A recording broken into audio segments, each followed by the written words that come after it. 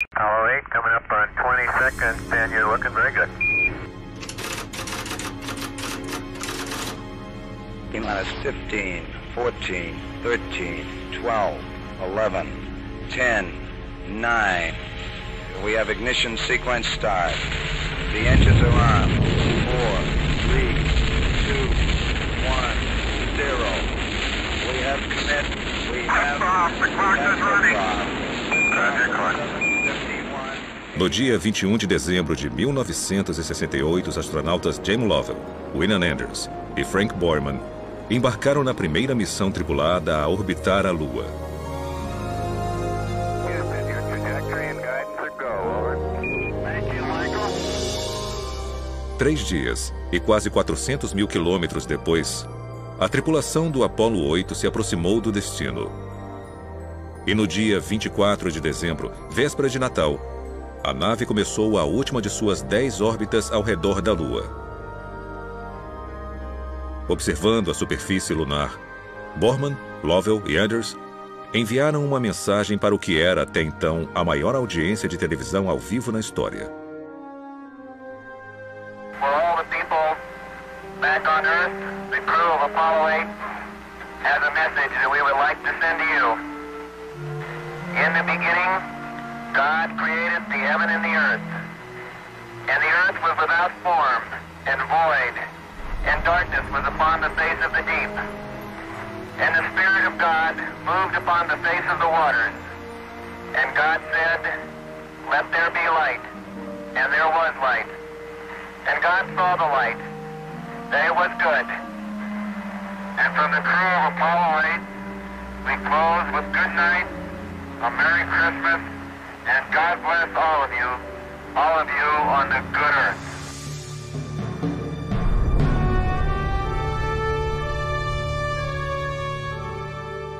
Logo após o seu retorno à Terra, perguntaram ao comandante da missão, Frank Borman, por que os astronautas escolheram ler a mensagem de Gênesis. Sua resposta demonstrou sua fé pessoal. Nós queríamos transmitir a nossa sensação de proximidade ao Criador de todas as coisas.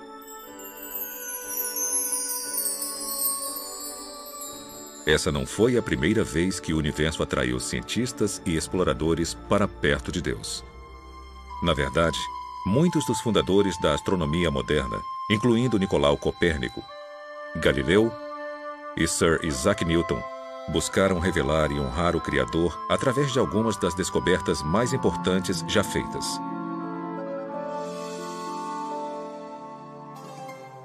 Essa motivação também inspirou Johannes Kepler, o matemático alemão que foi o primeiro a calcular o movimento planetário. No início do século XVII, ele escreveu que a ciência é o processo de pensar os pensamentos de Deus após ele. E o meu maior desejo é perceber o Deus que encontro em todos os lugares do mundo externo. Eu já tive a intenção de me tornar um teólogo.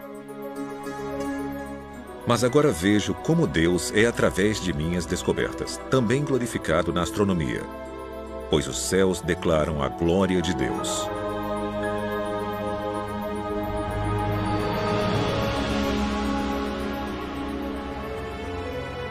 Hoje, mais de 4 séculos após Kepler, o universo continua nos cativando com seu esplendor e design. É um espelho que reflete a maestria de Deus e uma voz que fala claramente toda noite sobre seu caráter e poder. Viajem conosco agora, na asa de algumas das tecnologias mais sofisticadas já criadas.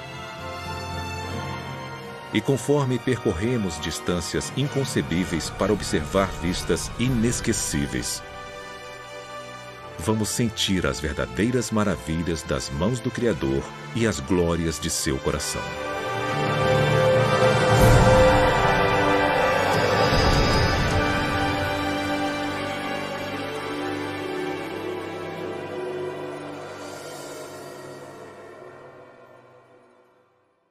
Olha o tamanho e a grandeza do universo. Eu acho que é tremendamente humilde.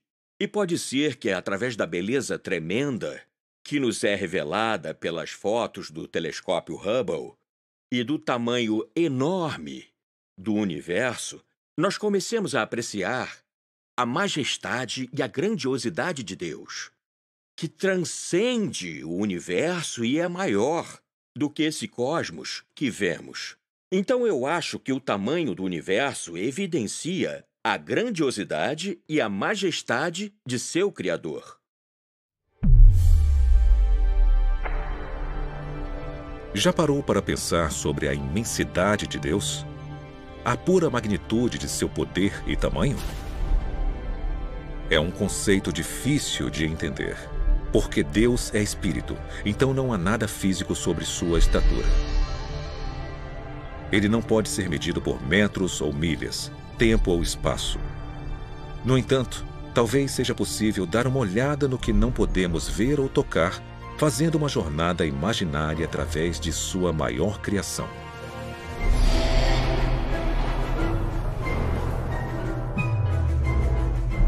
Esta nave vai nos transportar até o limite do universo observável, uma distância estimada de 430 bilhões de trilhões de quilômetros. Vamos viajar na velocidade da luz, mais de 290 mil quilômetros por segundo. A essa velocidade, poderíamos fazer no mínimo 600 órbitas completas ao redor da Terra, em menos tempo do que demoramos para comer uma pequena tigela de pipocas.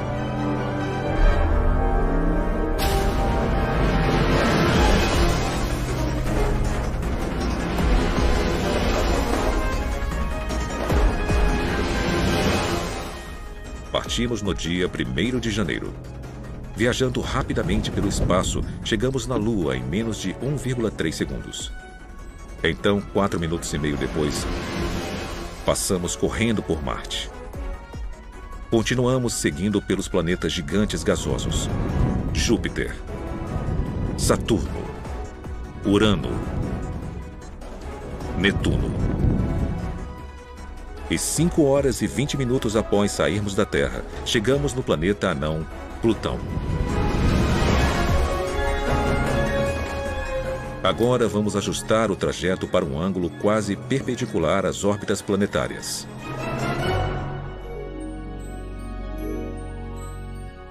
Atrás de nós, os limites da nossa vizinhança cósmica somem rapidamente.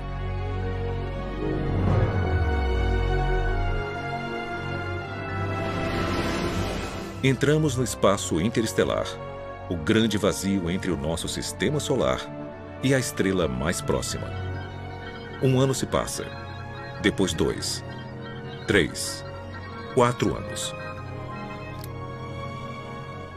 Finalmente, no dia 19 de abril do 5º ano desde a nossa partida da Terra, somos momentaneamente cegados pela luz do sistema Alpha Centauri. 3 estrelas unidas pela gravidade. Elas são as estrelas mais próximas ao nosso Sol. Nós viajamos aproximadamente 41 trilhões de quilômetros, mas estamos só começando. 10 anos-luz da Terra. 2 dúzias de estrelas vizinhas brilham à nossa frente. Uma delas, Tau 7, se parece com o nosso Sol. 100 anos-luz. Nuvens de gás e poeira no braço de Órion da Via Láctea nos cercam. 1000 anos-luz. A elegante forma espiral da nossa galáxia é claramente visível. A Terra está localizada aqui. A Via Láctea faz parte de uma comunidade de no mínimo 40 galáxias, unidas pela gravidade, para formar o que é conhecido como o Grupo Local. Pelo resto da jornada, cada ponto de luz que vemos não é mais uma estrela individual, mas uma galáxia inteira, cheia de bilhões de estrelas.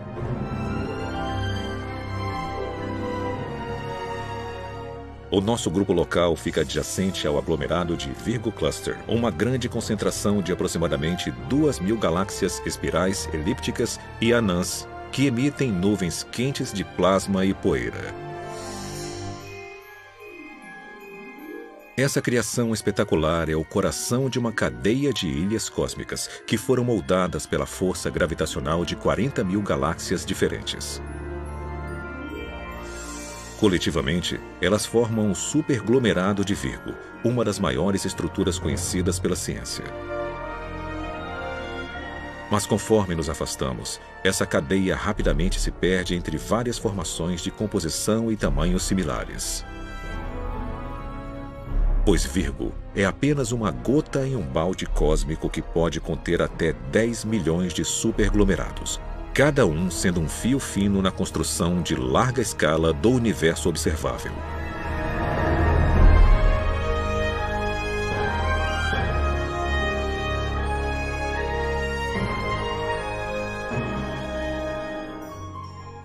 A nossa jornada nos transportou para 45 bilhões de anos-luz além da Terra, aos limites externos da descoberta científica. Uma grande teia de fios tecidos por cerca de 2 trilhões de galáxias e por estrelas mais numerosas do que grãos de areia em todos os desertos e praias do mundo. Então, qual é o tamanho de Deus? Ele é grande o suficiente para criar um universo com dimensões tão vastas que vão além da nossa compreensão. Mesmo assim, nas palavras do profeta Isaías, ele consegue medir tudo com os dedos de sua mão.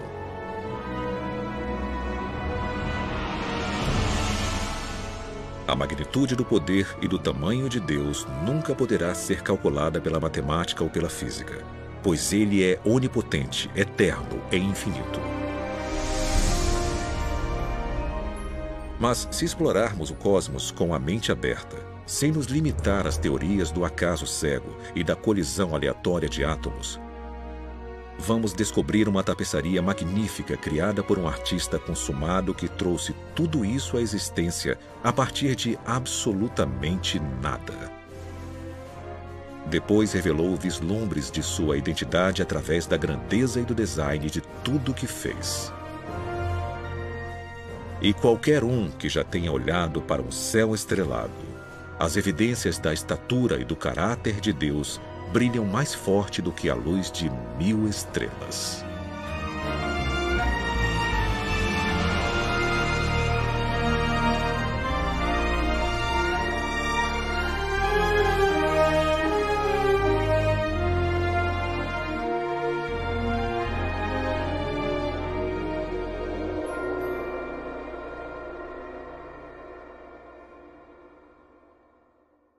Muitos físicos já disseram antes que a descoberta de que o universo foi finito no passado e que tinha um começo é uma das descobertas mais incríveis na história da ciência. Isso mudou completamente a visão que tinha dominado a ciência por mais de 2000 anos.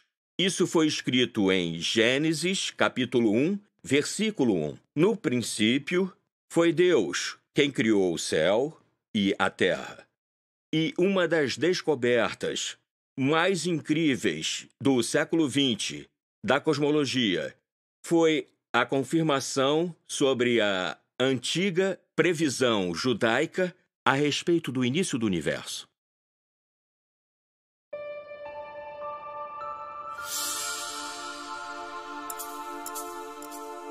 Durante os anos 1920, 2 descobertas mais importantes da história e da ciência foram feitas aqui, no Observatório Monte Wilson, acima de Los Angeles. Por 8 anos, o astrônomo Edwin Hubble fotografou e estudou o cosmos com o maior telescópio do mundo. Em 1923, Hubble confirmou que formações misteriosas chamadas de nebulosas, que todos acreditavam ser nuvens enormes de gás, estrelas e poeira na Via Láctea, na verdade eram galáxias individuais localizadas muito além da nossa. 5 anos depois, ele verificou que essas galáxias estavam se afastando uma da outra a velocidades impressionantes. O nosso universo, que há muito tempo era considerado eterno, estático e relativamente pequeno, crescia cada vez mais por segundo. As implicações eram surpreendentes. Se o universo está se expandindo continuamente, então, em algum momento da história, ele deve ter sido menor e mais compacto. Se revertermos o movimento para fora das galáxias e voltarmos no tempo, elas se aproximam cada vez mais. E chegamos a um ponto no qual elas são basicamente infinitas em densidade e temperatura, e não é possível ir além disso. Então tem um começo, tem um momento no qual tudo começou. E isso é impressionante porque tem uma grande evidência teológica nisso. E isso me intrigou porque eu sou agnóstico. E se teve um começo, um momento de criação do universo, então teve um Criador. E a ideia do Criador não é compatível com o agnosticismo.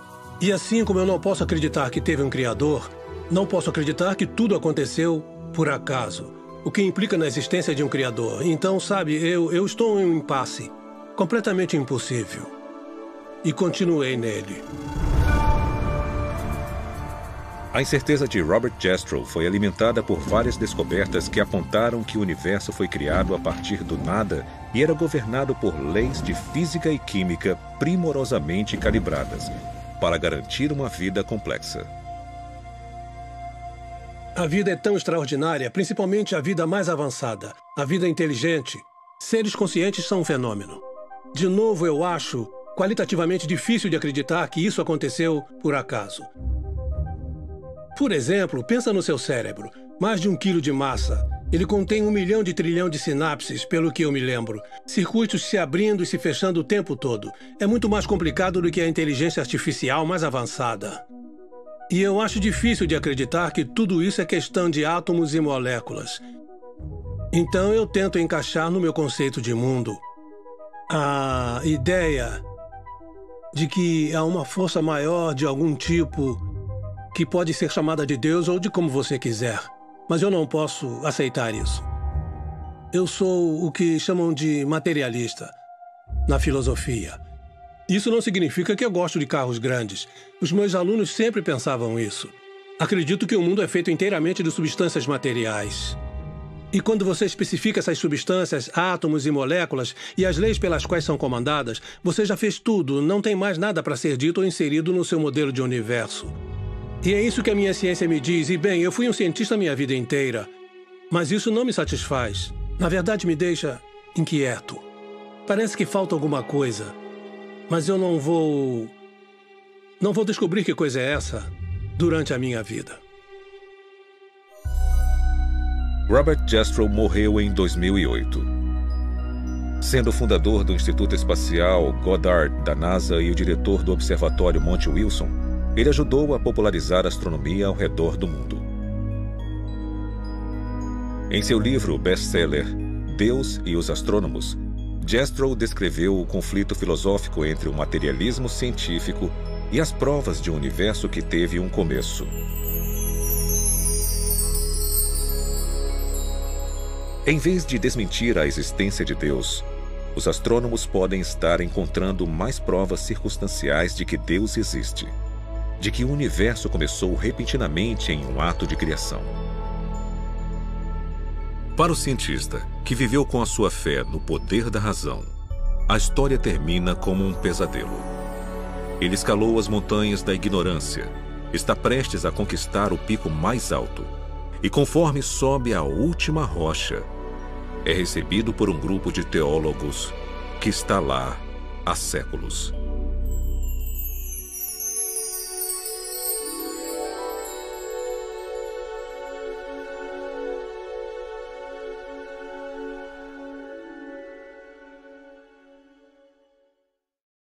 É um privilégio estar em um planeta tão habitável que nos permite viver confortavelmente e ter tudo o que precisamos para fazer ciência e aprender sobre o universo ao nosso redor. E para aprender sobre as nossas origens e para conseguir responder qualquer pergunta que possamos fazer. É claro que alguém pode falar que isso foi por acaso, essa é a filosofia dele, e ele pode recorrer a isso o quanto quiser, mas não é uma explicação satisfatória para mim.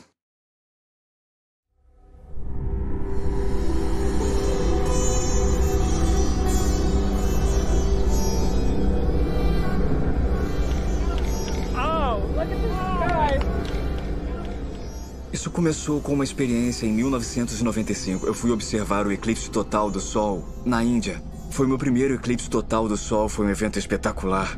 Foi uma experiência emocionante.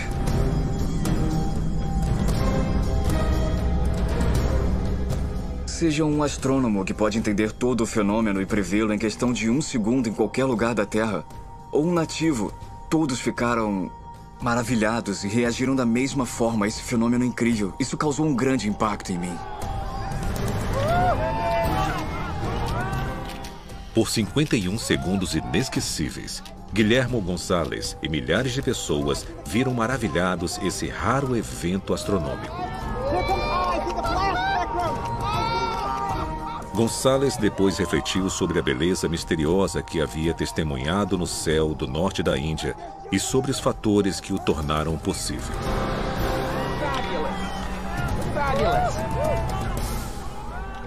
As exigências para produzir um eclipse total do Sol são um corpo luminoso, no nosso caso o Sol, um corpo eclipsante, no nosso caso a Lua, e uma plataforma de observação, no caso a superfície da Terra, e todos precisam estar em linha reta no espaço. O tamanho aparente da Lua no céu tem que ser quase exatamente igual ao tamanho aparente do Sol no céu, os dois com cerca de meio grau. O Sol é 400 vezes maior que a Lua, mas está a uma distância 400 vezes maior, então tem essa coincidência que as pessoas reparam há séculos, mas dizem, é uma coincidência e deixam pra lá. O melhor lugar em todo o sistema solar para ver eclipses solares é a superfície da Terra.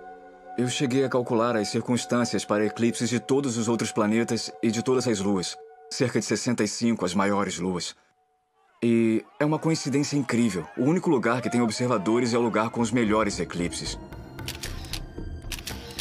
Conforme Gonzalez examinava esse alinhamento raro do Sol, da Lua e da Terra, ele reconheceu a importância desses corpos celestiais para a existência de vida complexa no nosso planeta. A força gravitacional causada pela nossa Lua, por exemplo, é forte o suficiente para regular o clima da Terra, estabelecendo sua inclinação e ajudando a circular as águas geladas e quentes dos seus oceanos. E a distância do nosso planeta para o Sol possibilita a existência de água líquida e uma atmosfera rica em oxigênio. Precisa ter a distância certa do planeta do observador até a estrela hospedeira. E precisa ter uma lua bem grande. Então tem uma grande sobreposição entre os requisitos para produzir eclipses e os requisitos para ter um planeta capaz de suportar a vida. Responda, e se as coisas que tornam o planeta habitável também fazem com que esse planeta seja o melhor lugar para se fazer descobertas científicas? A natureza do nosso planeta, a natureza de sua atmosfera, a sua localização no sistema solar, o tipo de sistema solar onde ele está, até mesmo o tipo de estrela que nos cerca e a nossa localização na galáxia são ideais para se fazer uma grande variedade de descobertas científicas. E por acaso essas também são as condições mais importantes de um planeta habitável. Um planeta propício para seres como nós e sem o qual não poderíamos sobreviver. Eu acho que esse é o tipo de padrão que sugere para as pessoas uma conspiração e não uma coincidência. Na luz tênue de um eclipse solar, Gonzalez e Richards reconheceram uma ligação fascinante entre os fatores necessários para a vida complexa e a observação científica. Geralmente nos falam, principalmente no século XX, que o universo não pensa em nós.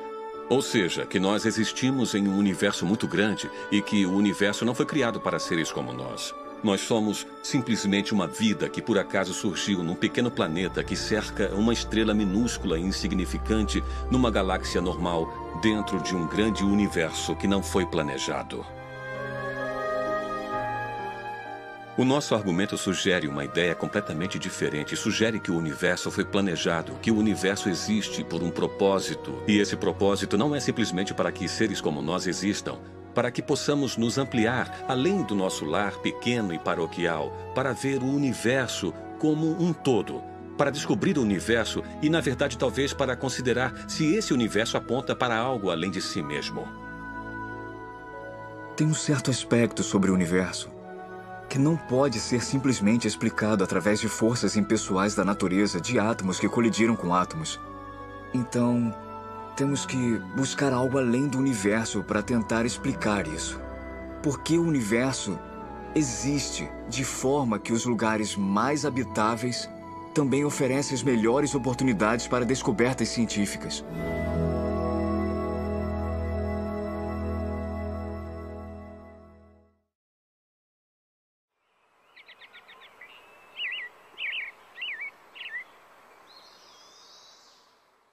Nós criamos um mosaico do Sistema Solar usando fotos que tiramos com a Voyager e o colocamos na parede do auditório. E tinha uma corda de veludo na frente dele, mas as pessoas sempre se aproximavam e queriam tocar a Terra. Elas apontavam e falavam: "Estamos aqui, você está aqui, é aqui que estamos." E tocavam. E não importava quantas placas de não toquem colocávamos, as pessoas sempre queriam se aproximar e tocar a Terra. Então, como resultado, bem, eu não sei quantas vezes aquela foto foi substituída, mas ela sempre ficava com furo e aquela foto, em especial, precisava ser trocada.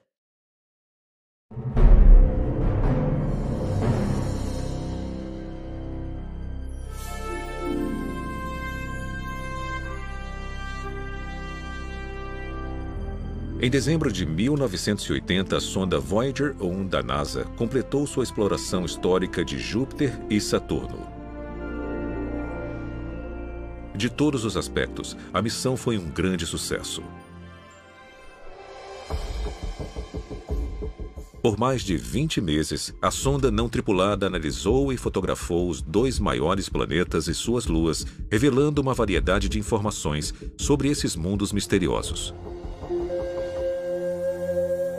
10 anos depois, conforme a Voyager se preparava para deixar o Sistema Solar, o astrônomo e especialista da missão Carl Sagan pediu uma última série de fotos que incluísse o planeta Terra.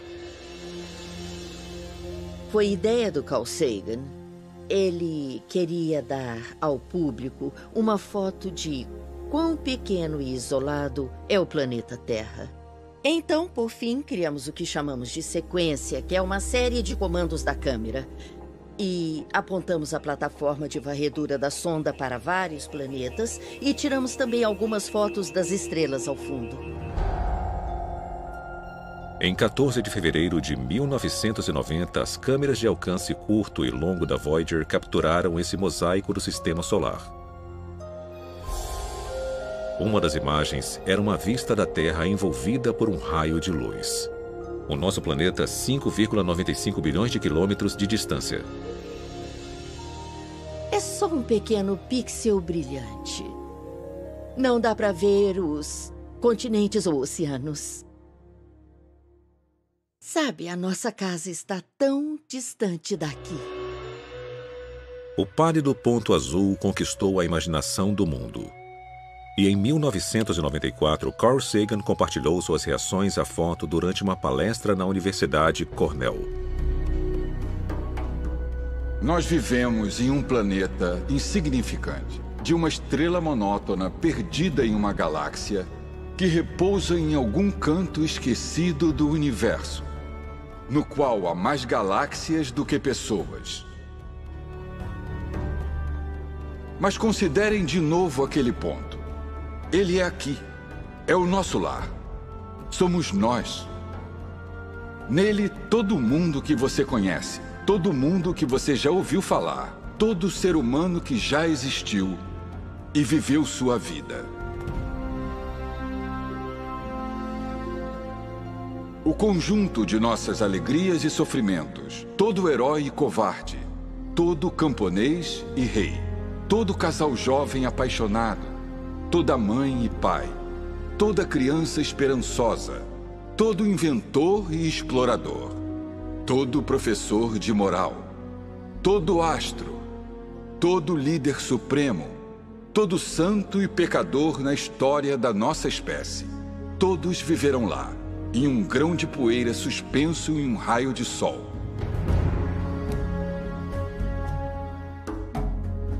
A Terra é um palco muito pequeno, em uma grande arena cósmica. Nossas posturas, nossa suposta importância, a ilusão que temos de uma posição privilegiada no universo, são desafiados por esse ponto de luz pálida.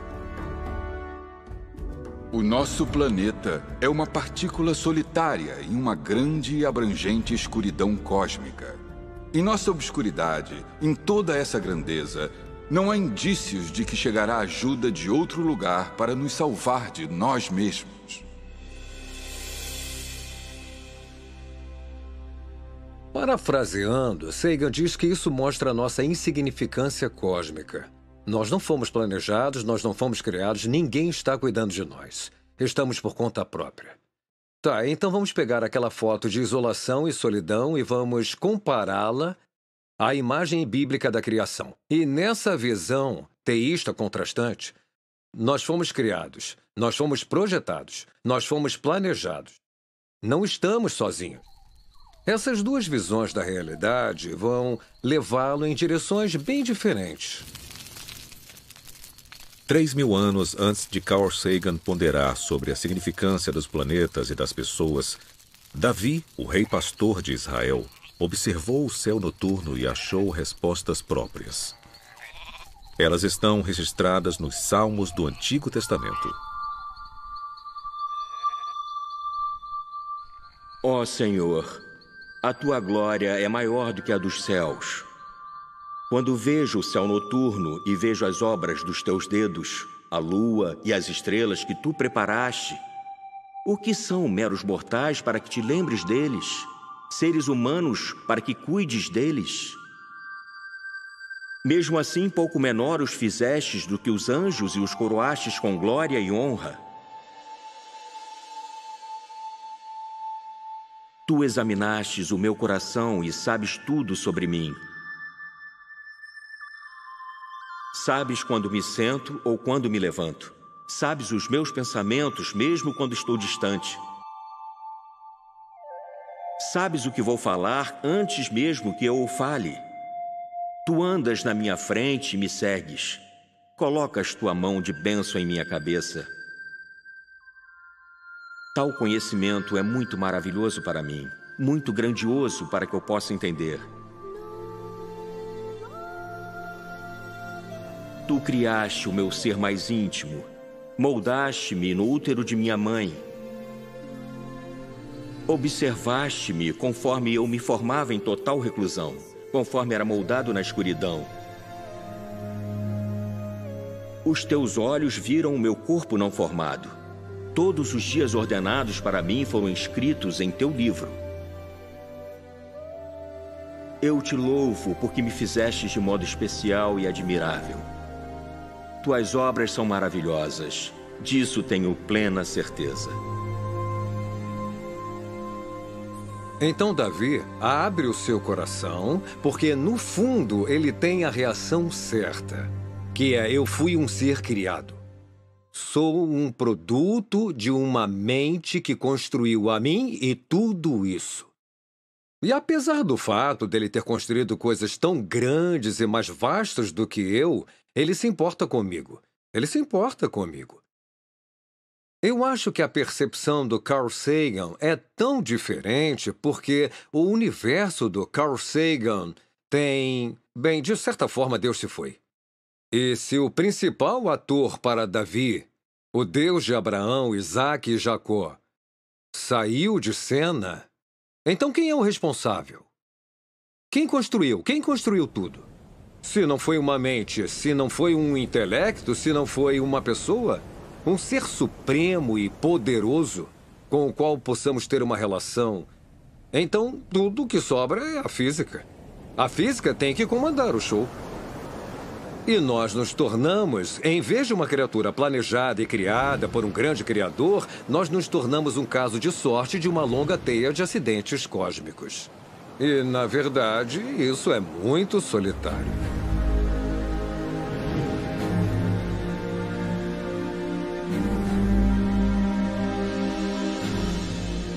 Então, como devemos interpretar o pálido ponto azul e os passageiros que o chamam de lar? Será que estamos largados em uma partícula de poeira irremediavelmente perdida em um universo escuro e frio? Ou será que o nosso planeta, com sua atmosfera rica em oxigênio, abundância de água líquida, com seu clima temperado e localização ideal no sistema solar, com seu campo magnético, geografia e dezenas de outros fatores que tornam a vida possível, é um produto magnífico de mente, propósito e plano? E se a Terra foi criada como um santuário para seres humanos?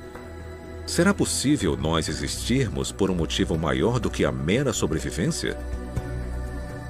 Talvez o nosso destino seja único no universo.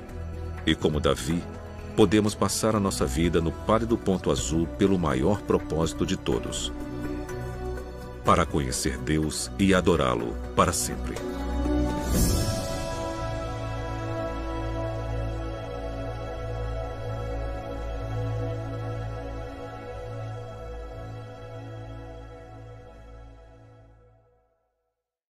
Deus, como nosso Criador, Ele tem uma infinidade de formas possíveis para se comunicar conosco. Uma delas pode ser que Ele desça aqui, nos segure pelos ombros e diga: acorde! Você está em apuros, tá? Mas Deus é muito mais sutil do que isso. E, em particular, Ele não manipula o nosso desejo ao dele. E, de certa forma, isso é muito misterioso e difícil de entender. Ele coloca as coisas na nossa frente e diz: agora você responde. Então, provavelmente, para mim, a forma mais eficaz que Deus tem para se comunicar comigo, além da Bíblia, é através do mundo que Ele criou e da beleza no mundo que Ele criou. Eu acho que Deus fez o que podia para se comunicar conosco através de sua dimensão artística.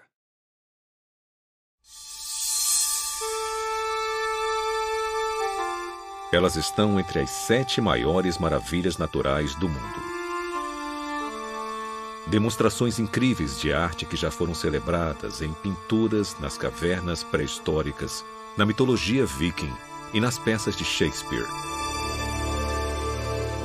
Em 1619, Galileu as nomeou de auroras, em homenagem à deusa romana do amanhecer. Hoje, também as chamamos de luzes do norte e do sul. No brilho etéreo desse fogo celestial, a beleza, o mistério e maravilha, tão evidentes através do universo, iluminam o céu polar desde a Islândia até a Antártica. Você fica intrigado com isso, fica curioso com isso. É lindo, é sutil, é interessante. Todas essas coisas se despertam. Uau! Então esse uau estimula o porquê, né? Por que aquilo está ali? O que está fazendo? O que causa isso?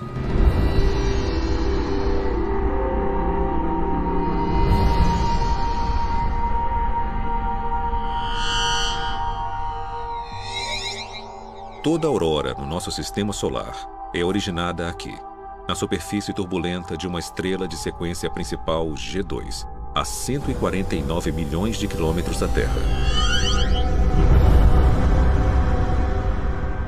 Periodicamente, picos de energia gerados dentro do núcleo do Sol causam grandes tempestades, que podem lançar bilhões de toneladas de um plasma altamente carregado. Grande parte dele vai em direção à Terra em um percurso de colisão. Nós somos banhados o tempo todo pela radiação do nosso vizinho grande e quente. E nós somos feitos em parte de moléculas delicadas como o DNA, que não gostam de ser atingidas pela radiação ionizante. Sem precauções, esse vento solar pode destruir rapidamente a nossa atmosfera, ferver os oceanos e devastar todas as formas de vida. Por sorte, somos protegidos dessas catástrofes por uma provisão impressionante.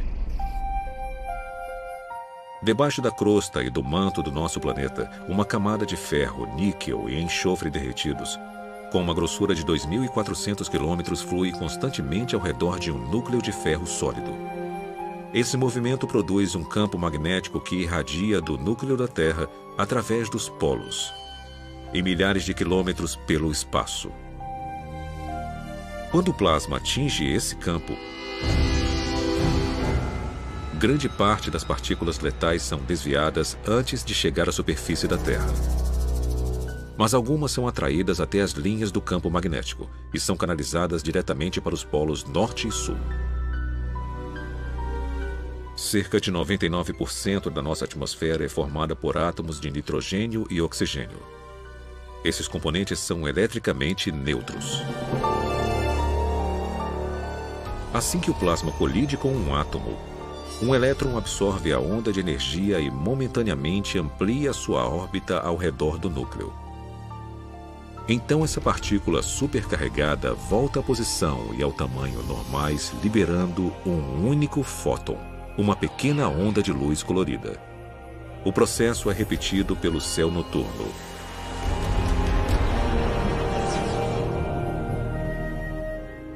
Dependendo da altitude, os átomos de oxigênio liberam fótons verdes e vermelhos, o nitrogênio, azul intenso e tons de roxo. Essa enxurrada de reações atômicas gera grandes cortinas luminosas que podem se estender 402 quilômetros para o espaço. Às vezes, elas formam anéis espetaculares acima dos polos magnéticos.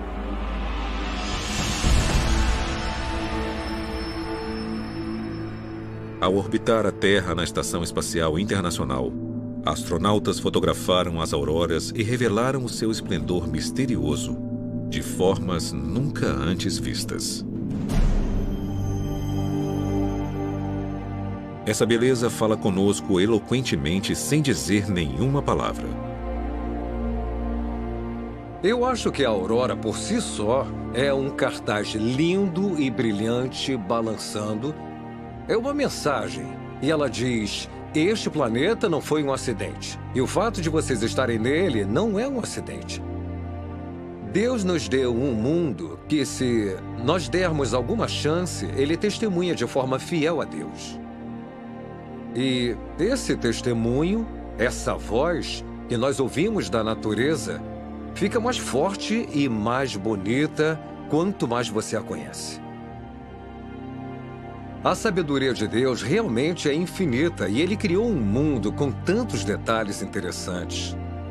Admiração, majestade, maravilha, beleza, funções biológicas, integridade planetária, o papel do planeta como um todo para manter a vida. Se colocarmos as peças na posição, vamos seguir esse mistério de pista a pista.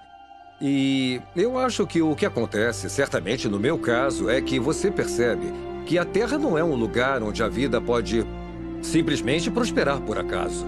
Foi criado para ser um lugar onde a vida pode prosperar. Este planeta foi construído para ser habitável. Essa convergência de design funcional e beleza extraordinária, tão evidente no campo magnético da Terra, também é uma forma que Deus usa para se comunicar através de todas as facetas da criação.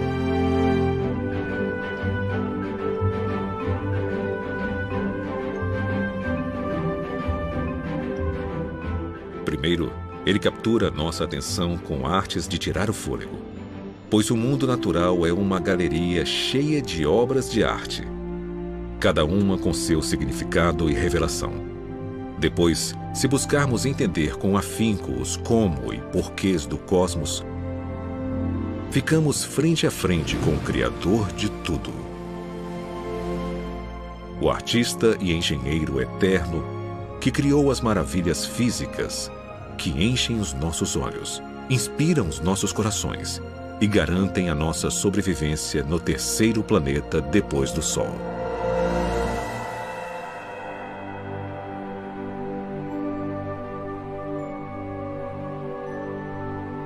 É elegante, é avassalador, é mais bonito do que podemos imaginar. A criação faz mais sentido para mim porque explica os padrões que vemos no universo e explica a origem da vida como sendo devido a uma inteligência que criou uma beleza e complexidade que não podemos encontrar em nenhum lugar. Acho que quanto mais aprendermos, mais complexas as coisas vão ser.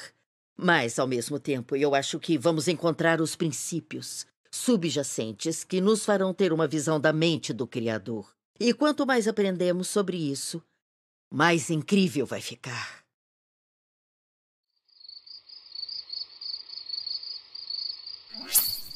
Aqui vai uma pergunta que pode literalmente deixá-lo acordado a noite toda. Quantas estrelas existem no universo? Em uma noite de céu limpo no deserto sem um telescópio, podemos ver cerca de 5.000 estrelas individuais. Todas elas estão localizadas na Via Láctea, uma galáxia espiral relativamente típica, com uma população estelar entre 100 bilhões e 400 bilhões de estrelas. E a Via Láctea é só um pontinho no universo observável, que possui uma quantidade estimada de 100 bilhões até talvez 2 trilhões de galáxias ao todo. Agora, vamos fazer as contas. Usando estimativas conservadoras, vamos multiplicar 100 bilhões de galáxias por 10 bilhões de estrelas por galáxia. O resultado é impressionante. 1 bilhão de trilhão de estrelas. E lembrem que é uma estimativa mínima.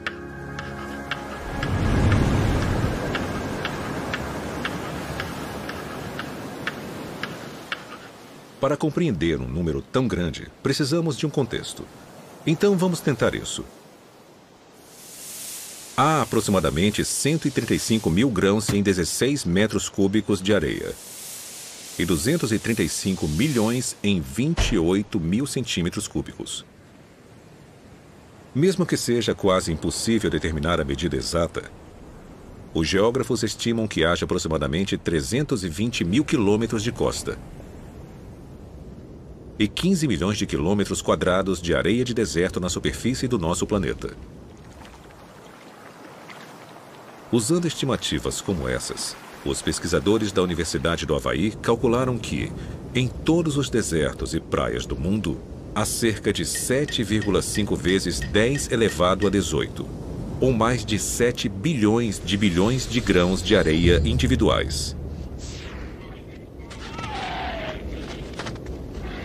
De novo, uma estimativa como essa é só uma suposição. Então, considerando a dificuldade de realmente contar areia, vamos aumentar o cálculo havaiano por um fator de 10. Com isso, você conseguiria construir muitos castelos, mas é apenas uma fração do número total de estrelas. Porque quando comparamos as estimativas de areia às estimativas de estrelas, o número de estrelas excede o número de grãos de areia por pelo menos de 10 a 1. Mas talvez essa não seja a parte mais incrível desta história. Porque um único grão de areia, com um diâmetro de 1 milímetro, contém aproximadamente 500 bilhões de átomos individuais. Há mais átomos em um grão do que a quantidade total de grãos de areia na Terra, ou de estrelas em 1 bilhão de galáxias como a Via Láctea.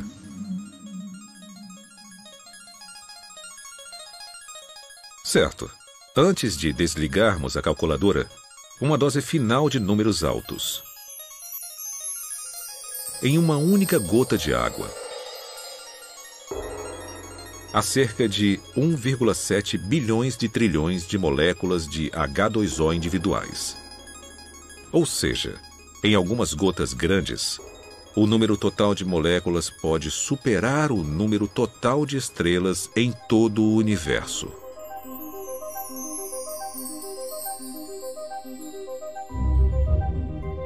Então, o que podemos interpretar a partir destas contas sobre a estrutura básica da criação?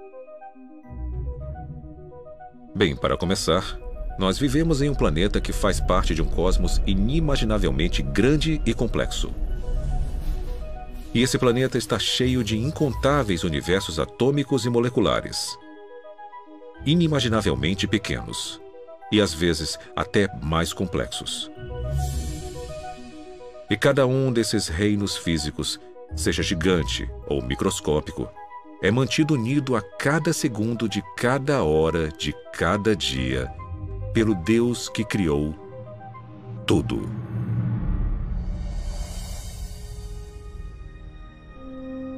Lembrem disso da próxima vez que forem procurar escaravelhos no deserto do Saara. Ou quando forem acampar na América do Sul, sob o brilho surpreendente da Via Láctea. Ou quando estiverem no quintal, vendo o cachorro molhado lançar 10.000 universos líquidos em uma tarde de sol.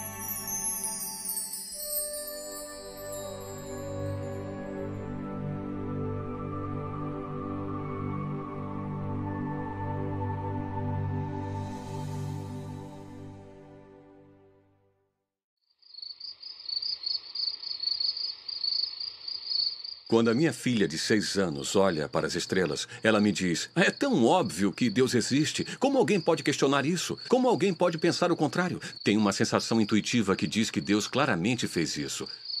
Nós fomos criados para poder ver Deus através da ordem criada. É um livro para ser lido. E ele aponta para além de si mesmo. Ele escolheu criar um universo com um cenário que está constantemente e continuamente em todos os momentos e lugares, dia após dia, noite após noite, testemunhando sobre sua existência. Essa é a ideia da revelação geral de Deus. É geral, é contínua. A criação de Deus, ela é ativa, ela declara a glória de Deus.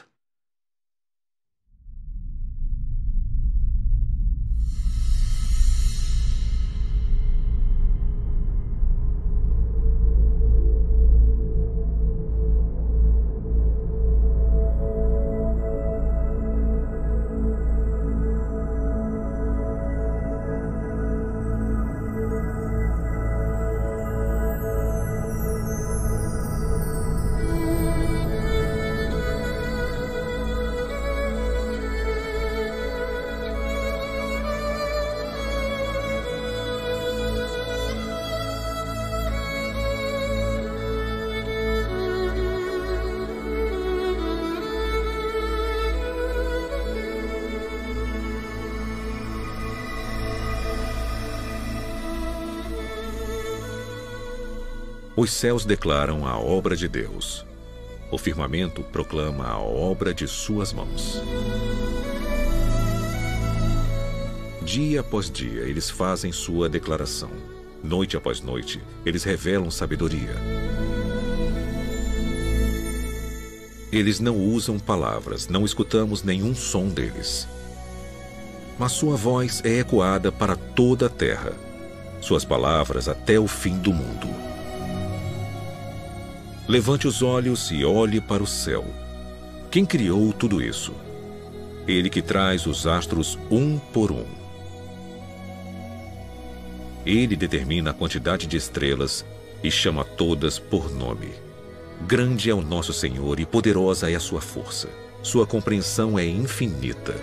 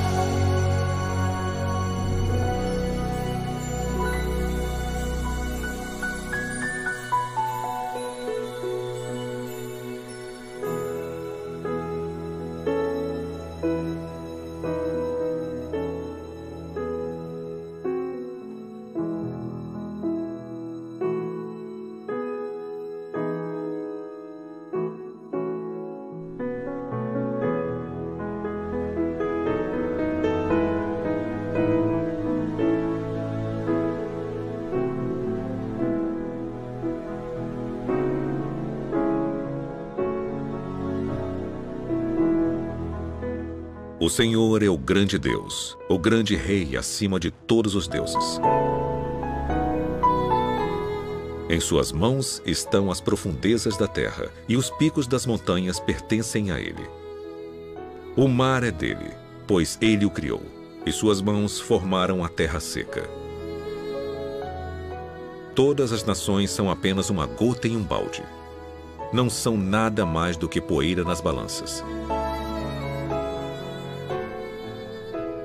Ele segura a terra como se fosse um grão de areia. E tudo isso é apenas o começo de tudo o que ele faz. Simplesmente um suspiro de seu poder.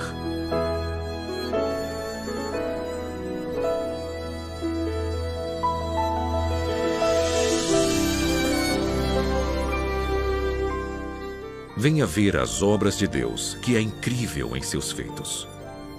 Ele espalha as luzes do norte em espaços vazios. Ele suspende a terra acima do nada.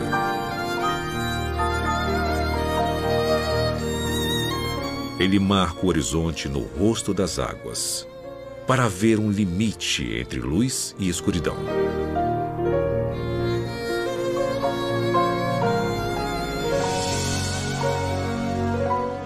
Os que vivem no fim da terra ficam maravilhados com seus feitos.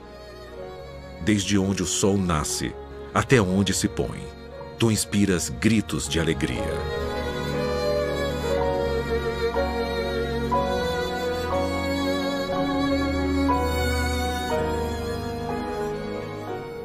Vou acordar o amanhecer com minha música.